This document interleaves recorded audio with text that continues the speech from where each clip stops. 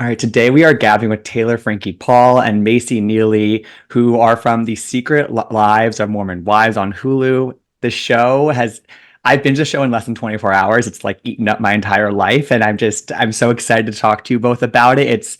It's truly compelling TV, and you're all incredibly open with your life, and I think that should be so commended. So Macy and Taylor, thank you so much for being here. How are you? Good. Thanks for having us on.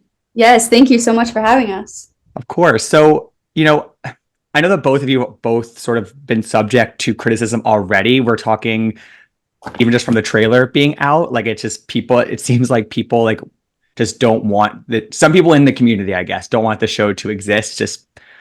And I'm curious from your perspectives why that is. Is that because just your lifestyles aren't what, the typical Mormon lifestyle looks like? Is that because people think you just shouldn't be on a show like this at all? Like from your perspective, sort of what's the crux of why this show is kind of such a controversy in your world?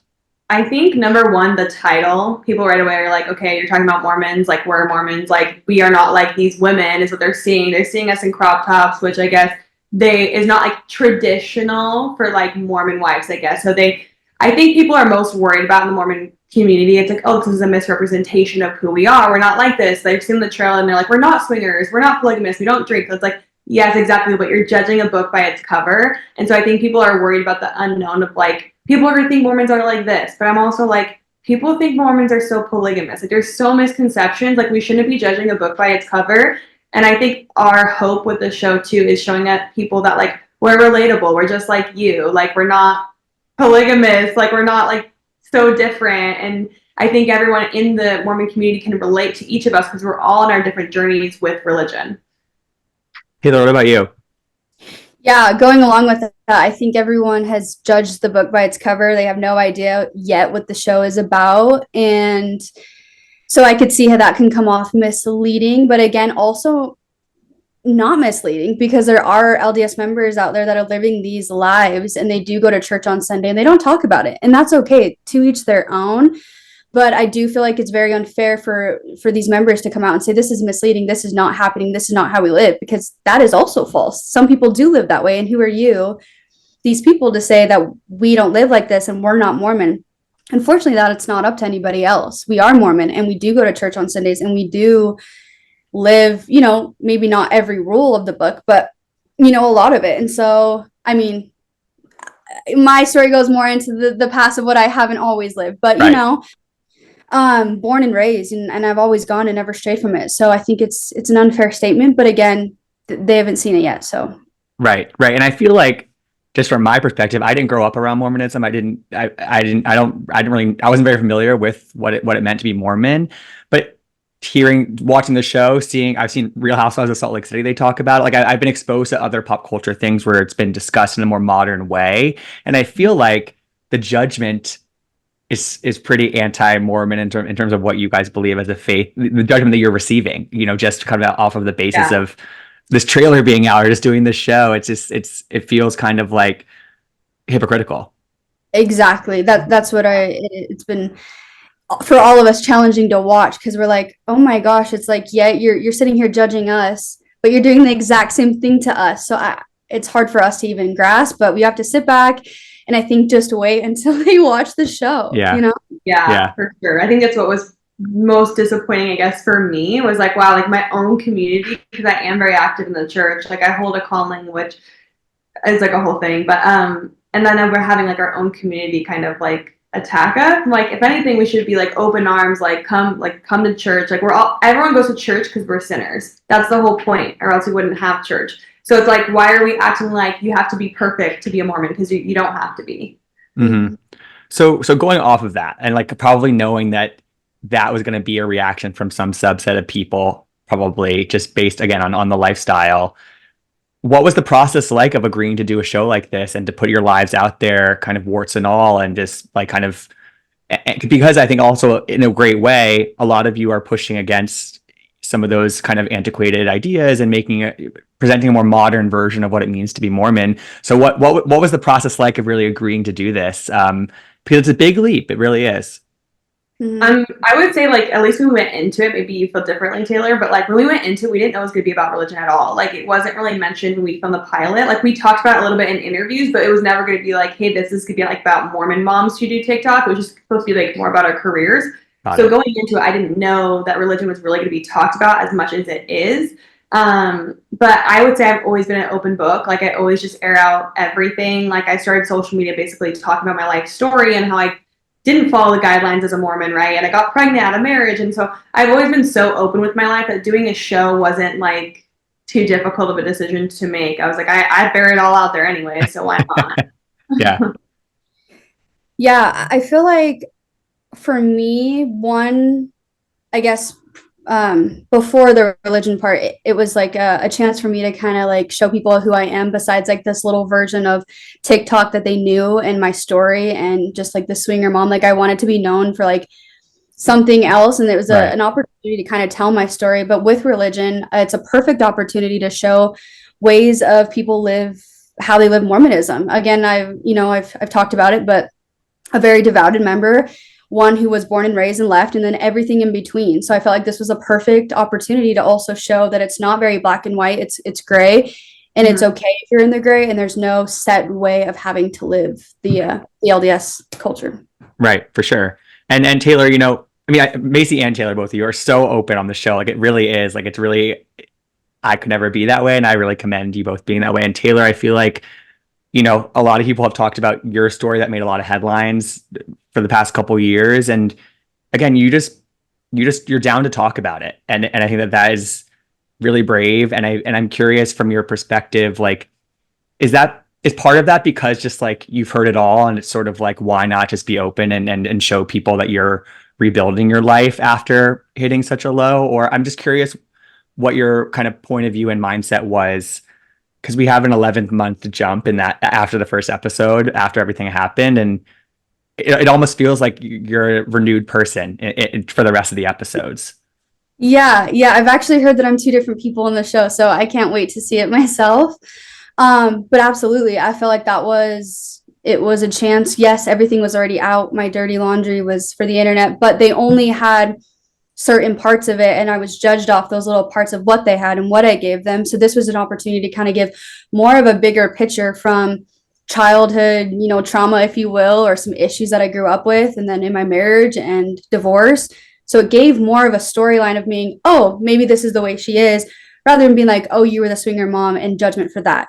So I am very open. I think if you're doing it in front of God, which, how we act, why not show people who you actually are? And that's my issue with a lot of these LDS members, as they're doing this over here and acting this way over here. And it's just like, why? It's just, if you're already doing it, then just own it. But a lot of members in our, religion do care about their image, and to each their own, I feel like.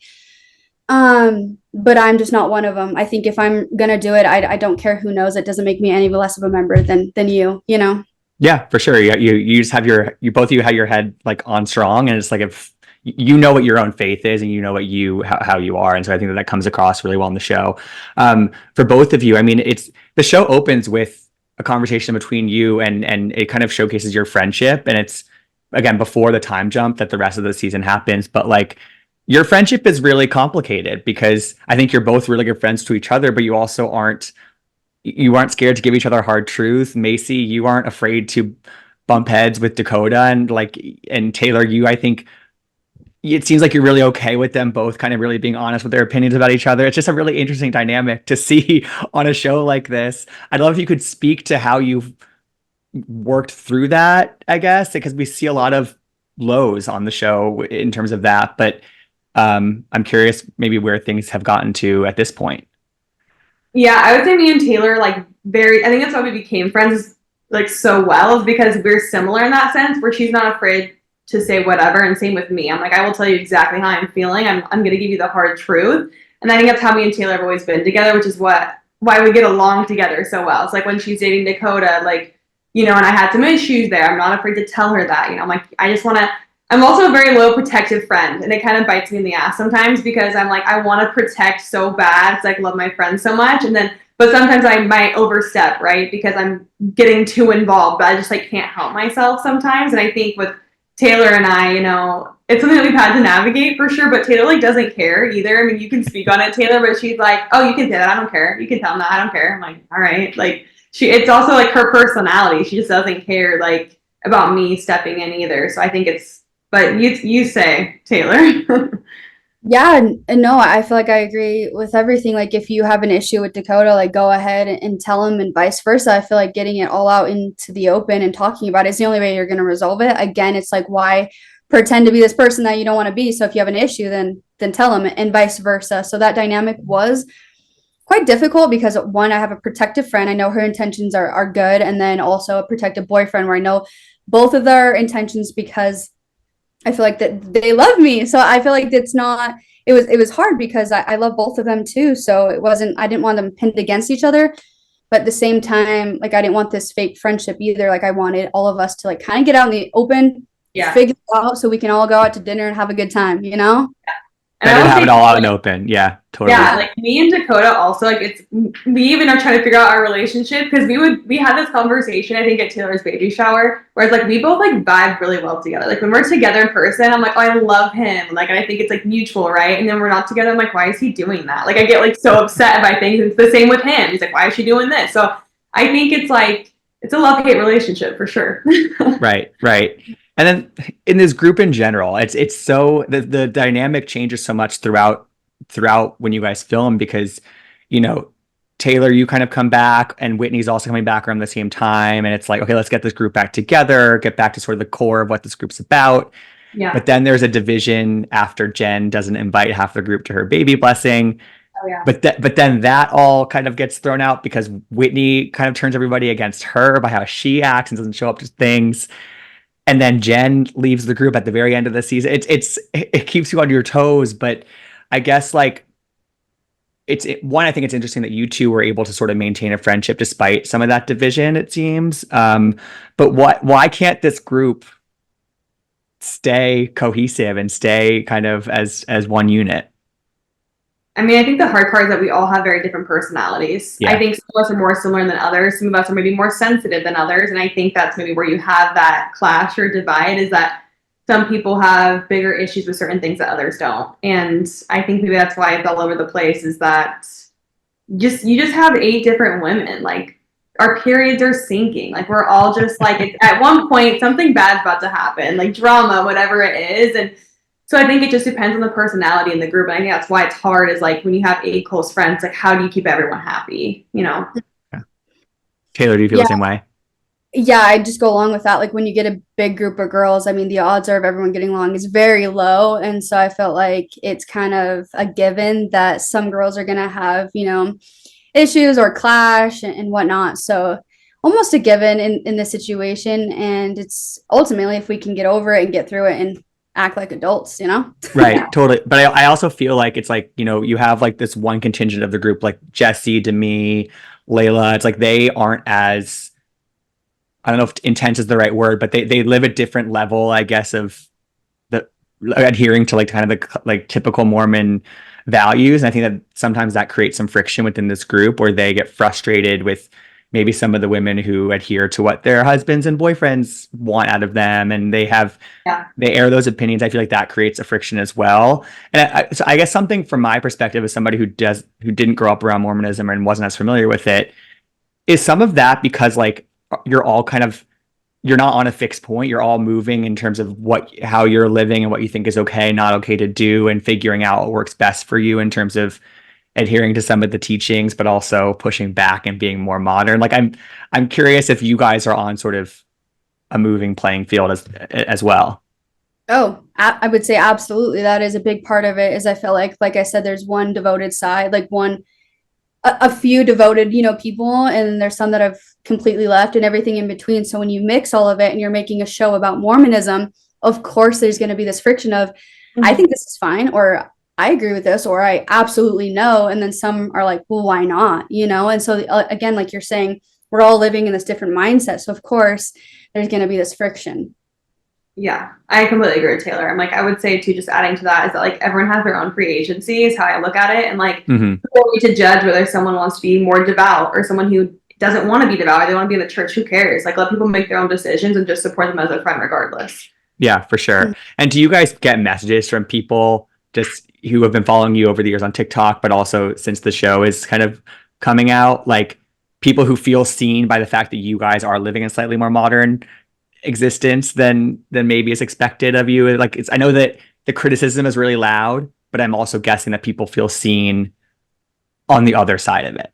I would say the criticism is very loud, public facing, like in the Right. comments. At least on me, the DMs are very supportive, where people are like, I feel seen, like, I feel heard. I'm so glad this is coming out because now I feel like people in the church camp is not relatable sometimes. Like, sometimes people feel like they don't want to go to church because they don't want to feel judged because maybe they are drinking tea or maybe they're drinking coffee or whatever it is, you know, like some people I think it's just a good way for people to relate to us. And so I would say, although the criticism is loud, I feel like the support on the inside is what matters, and it's pretty heavy as well. Yeah. Yeah. Oh, go ahead. Sorry. No, I was just asking you to keep going. Yeah. Yeah, I agree completely with Mace. I feel like there's been, for me, more support than the hate, or maybe that's what I've chosen to look at. But yeah, absolutely. I feel like people are like, even before the show released, the fact that I was like going to church and like I would get my coffee before church, and people are like, I love that. I love that you can decide what you want to do and drink coffee and still go to church. Like, I feel like I could go back again because I'm living all these other ways, but still can go to church. And so I feel like it almost motivated, people that have left because they felt so like out of place, that they had this like chair to go to church, this opportunity. So I can't imagine how it is now, putting it out to, national news, or the show nationally, to let people know that you don't have to be perfect to be a part of this community. Right, for Yeah. sure. So this was filmed a little bit ago, and there's been some updates, I'm sure. First of all, Taylor, congratulations on Ever. Beautiful baby. And it seems like you are very happy with Ever, with Dakota, and it seems like you have this family unit. But Mhm. obviously that's a little bit different from where you were when you were filming the show, really, really pregnant, fighting a lot. Where do things stand with you and Dakota now, and how have you kind of been able to seemingly get to this better place? Yeah, it has been a work in progress, I will say. But at the end of the day, I feel like our goal was to draw boundaries and certain things of like, oh, if you're gonna go to California, then you're gonna come with me, just so we can feel the safety, because obviously, like, the foundation has been like our hardest part, which you do see in the show, right? Like, Yeah, there's trust issues and whatnot. So I felt like in order for us to get through this, the only way we're gonna get through this is for partners, and we have communication and boundaries. And that is what we like ultimately set. And if we didn't have those things, we knew that we were not going to last through something like this, right? Because you're gonna get people coming from the woodworks of like being like kind of telling you things you don't want to hear. They know we're rocky, so they're gonna kind of even push it more, knowing that. So I feel like those like three things have really helped us through it, and I feel like are going to continue to help us through it. and I feel like a big part of some of that conversation was about marriage and you not feeling ready for marriage and him Mhm. pushing for that. Where do you stand on that now? Sort of, or do you have a plan in terms of that for you two? Yeah, I know he's been asking like, hey, like if I propose, like, are we ready? Are we there yet? And I've been like, yeah, like I am fully ready for a proposal. I did want a longer engagement just to kind of get more time with him. My goal was to not really get married to someone fast after my divorce, because I just wanted to learn about that person over time. And I do go again in that in the show, over Yeah, that. Um, but yeah, like I don't want to have an engagement and get married 3 months later. Like, most of the LDS people, I feel like everything moves very fast in our culture. And so for me this time around, I wanted to just take my time with it. So if we can get engaged, I would love that, but that doesn't mean a marriage right after. And if got it. we're on the same page of that as well. Got it. And then Macy, for you, things got really complicated for you at the very end of the season when you had your baby mama launch. Whitney did not show up, but then she shows up to the birthday party, and Yeah. everyone had just unfollowed her. She had really pulled herself out of this group, but she was I guess, one of your, if not your best friend, one of your best friends in this group. Mhm. Where do things stand with Whitney and you now, Whitney and the group now? Because it's been some time, and I know that some of you guys have refollowed her. So, um, Yeah. Yeah. I would say like me and Whitney are definitely still friends. We're definitely still close, but we're definitely not nearly as close as we were before. And I don't want to put the blame on her at all, but I definitely think she isolated herself even after the incident. Like I've reached out, I've hit her up, and like we still talk from time to time, but we're not nowhere nearly as close as we were. But I think part of that is because she wanted to isolate herself and she kind of wanted to get away from all of it. So I can't blame her on that. But yeah, definitely not the same as before, but we're still friends. Okay. And then the season ends with a cliffhanger where Mayci, you make a tough call. You call this woman Jenna, who you think Yeah. was behind the confession. You two, Mayci and Taylor, in my screen, you seem to be on fairly good terms right now. Yeah. Are we going to see the end of that phone call in the future? How did that affect your friendship? I guess Taylor, when you found out that that had happened. I was a little shocked, like that they wanted, to bring her up and in because I mean, of course, that is like the most triggering thing that's been through my relationship. And honestly, I've done a lot of healing at this point that it has nothing to do with her and everything to do with like my inner issues of like everything that had happened. So there has been some growth there, but of course, it is a triggering name for me. Mayci, of all people, I feel like knows that. So I mean, nothing to her. I think a lot of learning. It's been a lot on me and self growth of like that is not the issue. Mayci's not. No one's the issue. It is all inner here. So working on fixing that. Got it. Yeah, and I would say too, like I wouldn't have like called her if Taylor wouldn't. If Taylor said like do not do it, I would have been like okay, I won't do it. Like I wouldn't want to push a boundary that is like too solid, I guess. But I think also when I was listening to Taylor and Dakota that one time when they were fighting when I was there, I was like I almost want to help. Like I was able to. That was like the first time I was able to kind of understand where Dakota was coming from. I never really heard him speak about things or his side. So for me, I was like, if anything, like I hope that me calling this girl can like solve these issues and we could just put this to rest and then they can move on. Because like genuinely, like even though maybe it doesn't seem like an issue, like I've always wanted to like Dakota. I want them to work out. They have a child together, right? So like if anything, maybe I can help solve these issues. Granted, should I be getting that involved? Probably not. But like I think as a protective like friend, I like can't help myself. So yeah, so I think that was kind of like the reason behind it, and I think you'll have to wait for season 2 to see if the rest of that phone call. Crossing my fingers for season 2. Last quick question before the season also ends with Jen moving to New York, and her marriage had also been kind of a big topic of conversation. Where do things stand with her and the group? I mean, everyone's still very close with Jen for sure. I think during filming, during all the drama, I think it was hard for certain members of the group. I mean, like, I definitely wasn't stoked about her husband. I know Jessie Yeah, had a little bit harder it was feelings than tough. anyone because I think it was triggering for her in her previous relationship. But regardless of that, we don't care because at the end of the day, all we want to do is support Jen, and like everything matters about Jen, right? It doesn't matter about her husband. So as far as the group dynamic, we're all very still close with her. Okay, love it. And do you think, you just mentioned a potential second season. I would love to see a second season of this show. I know that it's just coming out, but it's just you guys have such compelling lives, and again, you're such open books and make for such good reality stars. Honestly, it seems like you're kind of just made for this. Would a second season, do you think it would look pretty similar? Do you think like it would be the whole group again? Do you think you would change how you approached it? What would that potentially look like in the future? I mean, I feel like it would be the same but different at the same time. I feel like we'll be at different places in our lives, kind of like you saw the 11-month gap, right? You Yep. saw a version of me and then another version of me. So I feel like there would be even a different one because you have like, I feel like post divorce, don't care about anyone, super angry, and then pregnant, super emotional and vulnerable.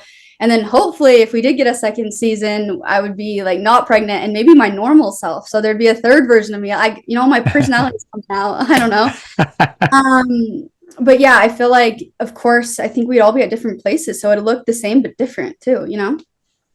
Yeah, I think everyone's life is changing. Like as you see, Jen is like moving, right? Like everyone's gonna be in different stages of their lives. Like someone will probably be pregnant again. Like who knows? Could be me. I don't know. We'll see. But so I think it'll definitely be interesting to follow that dynamic. And I definitely think we all learned a lot filming season 1 and like learning how to like film together and just like be on reality TV. Like we're always learning. So I think that season 2 would be interesting because now we have a little bit of experience under our belt and we'll kind of see how that helps us for season 2. 100%. Well, Macy and Taylor, I so appreciate your time today. Again, congratulations on just producing such a great show. I think that people are really going to respond to this. And again, I hope that we get more from you guys in the future. So I really appreciate your time. Well, Yeah, thank thank you so you. much for having us and the support. We appreciate it. Of course. Yes, All right. thank you.